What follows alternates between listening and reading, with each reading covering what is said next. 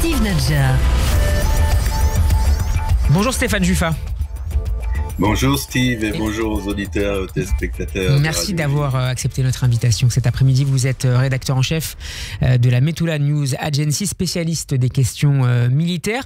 Stéphane Juffa, quelle lecture faites-vous du raid mené hier en plein Damas contre un bâtiment jouxtant le consulat d'Iran? Un raid qui a tué 11 personnes, dont 7 membres des gardiens de la Révolution, en particulier le général Mohamed Reza Zaidi. Est-ce qu'un cran a été passé, selon vous, dans l'affrontement entre Israël et l'Iran? C'est clair, Steve. Et puis ce cran, je pense qu'il a été franchi déjà il y a une dizaine de jours. Si on se rappelle, il y a 4 jours, il y a eu cette frappe israélienne en Syrie qui a réclamé la vie, qui a coûté la vie d'une soixantaine de soldats syriens et de gardiens de la Révolution. Au Liban aussi, on est nettement monté d'un cran. Les victimes se comptent par dizaines, voire par centaines. Israël n'a plus peur.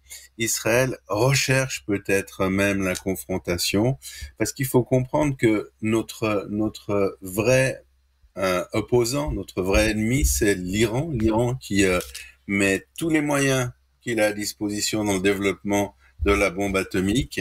Et puis il faut surtout pas qu'on se laisse endormir avec les conflits frontaliers. Le Hezbollah, le Hamas, c'est désagréable, mais ça reste des milices, Steve, de quelques dizaines de milliers de miliciens terroristes, et c'est pas ça qui va mettre en danger l'existence d'Israël. Et cette victoire, on en a besoin. On est obligé de l'obtenir, mais c'est pas l'essentiel. L'essentiel, Stéphane, c'est de sauver Israël de la menace nucléaire iranienne. De ce point de vue-là, Stéphane Juffa, certains comparent depuis hier après-midi cette élimination du général Zaidi à celle de Qassem Soleimani, qui était le numéro 1 de la force Al-Quds des Passes d'Aran. C'était en janvier 2020, à la suite d'une frappe américaine à Bagdad. Est-ce que vous oseriez également cette comparaison? Elle nous amène pas grand-chose, cette comparaison. C'est simplement deux généraux qui fonctionnaient dans le même corps d'armée. Quel corps d'armée d'élite, hein? C'est la force de pointe de l'armée iranienne. C'est eux qui gèrent le développement de la bombe atomique. C'est eux qui s'occupent du contre-espionnage. Ils font tout. Ils espionnent également les autres branches de l'armée iranienne. Ils s'occupent de l'industrie militaire iranienne. C'est la protection, c'est la garde prétorienne du régime islamique chiite d'Iran. Et donc les cibler leurs responsables, c'est affaiblir le système sécuritaire, en tout cas partiellement, son organisation de manière importante. C'est limpide. Ce général Mohamed Reza Zaidi, qui a été éliminé, c'était le chef de la confrontation directe avec Israël au Liban et en Syrie. C'est pas rien, c'est peut-être le deuxième rang au sein des gardiens de la Révolution. Il y avait ses deux assistants, également au rang de généraux. C'est-à-dire que au-delà là, on a parlé stratégie. Donc dans ma réponse, je vous disais, il faut qu'Israël recherche la confrontation avec l'Iran. Je sais que c'est pas très branché ce que je dis, c'est pas très humanitaire, mais on a un problème. Le problème, c'est la bombe atomique iranienne. Il faut qu'on s'en débarrasse. On est supérieur dans la confrontation, on est nettement supérieur au niveau technologique. Il faut qu'on rapproche Téhéran de Jérusalem, parce que nous avons tout à y gagner. Il faut qu'on se débarrasse de cette menace parce qu'elle nous est insupportable. Alors, ça, c'est le plan stratégique. Je suis clair. Oui. Je sais que c'est dur ce que je dis, mais on n'a pas le choix. Est-ce que vous estimez que à la fois Tsahal, mais aussi la population israélienne, le front intérieur, le front civil, sont prêts tous les deux à accepter cette confrontation qui serait désormais directe, éventuellement avec l'Iran? Mais carrément, là, je vous parle de Tibériade. On a dû abandonner nos bâtiments, vous le savez, à Metula, parce qu'ils ont été atteints par deux missiles anti-chars. Et puis, on est 100 000, il y a 100 000 personnes dans ma condition.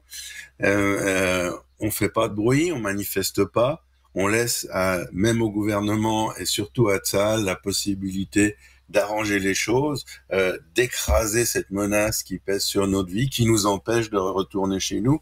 Mais toujours, on est au micro. Le macro, au niveau tactique, c'est que ces généraux qui ont été éliminés hier à la tête des Pasdaran, c'est ceux qui s'occupaient de nous faire la guerre. C'est ceux qui organisaient le Hezbollah, c'est ceux qui organisaient les Pasdaran et l'armée syrienne en Syrie, et on a changé quelque chose. On leur a montré qu'on n'a pas peur, ça c'est très important, oui, et qu'on était là et qu'à partir de maintenant, les règles du jeu sont modifiées et qu'on va aller les chercher chez eux avec une posture qui a aussi changé. C'est une posture agressive. On était toujours sur la défensive à riposter aux attaques de l'ennemi, et à partir des 10 derniers jours, on est à l'offensive et on cherche le contact.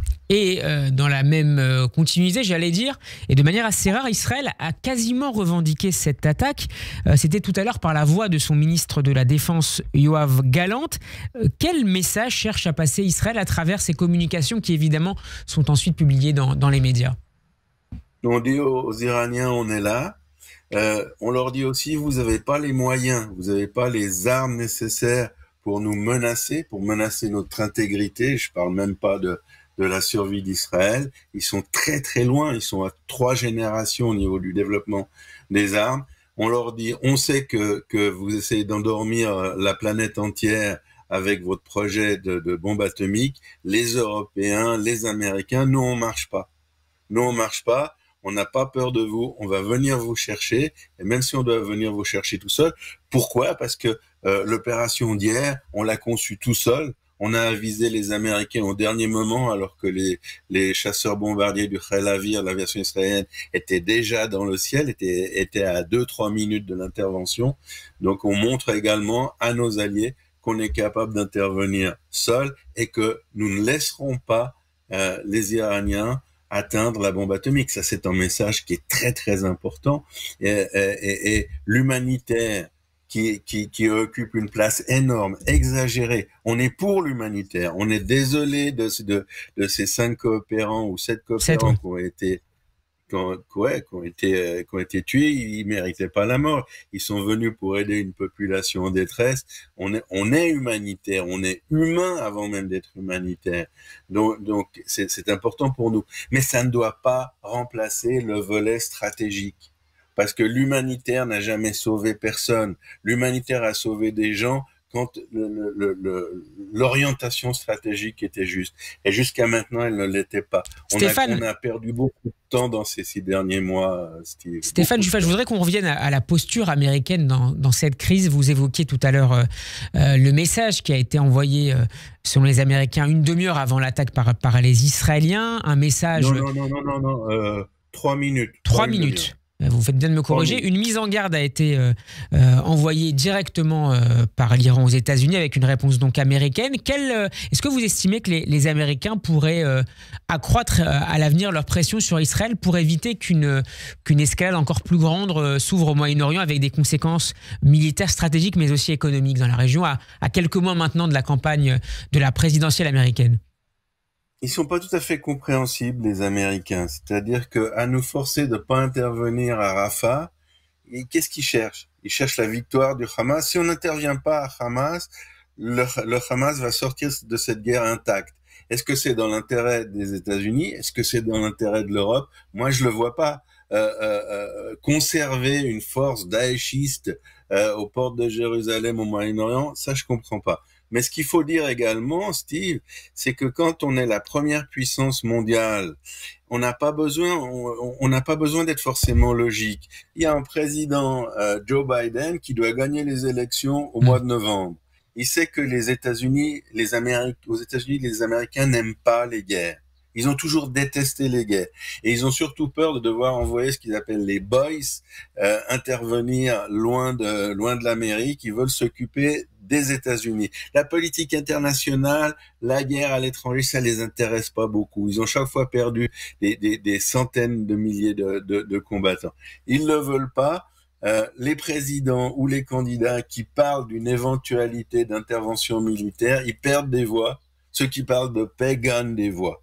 Et Biden, qui a beaucoup d'expérience de ce point de vue-là, connaît très bien cette situation. Il est obligé de mettre en avant, j'en parlais tout à l'heure, uniquement l'humanitaire.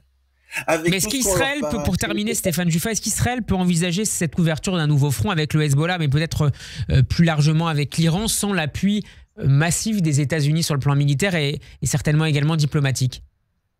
Non, tout simplement non. C'est à nous, le petit, de nous adapter aux désirs des grands. Les États-Unis veulent de l'humanitaire, donnons-leur de l'humanitaire, mais en échange, qui nous laissent faire le boulot et surtout qui nous aident. Il y a une promesse américaine de ne pas laisser l'Iran obtenir la bombe atomique, l'humanitaire tant qu'ils veulent, mais il ne faut pas, il faut qu'ils tiennent leur parole sur ce point-là parce que l'avenir du monde est en jeu. Merci beaucoup Stéphane Juffa d'avoir été avec nous. Je rappelle que vous êtes le rédacteur en chef de la Metula News Agency, qu'on peut réécouter cet entretien à la fois sur notre site radioj.fr mais aussi en vidéo sur notre page YouTube. Bon après-midi à vous et à très bientôt sur Radio J.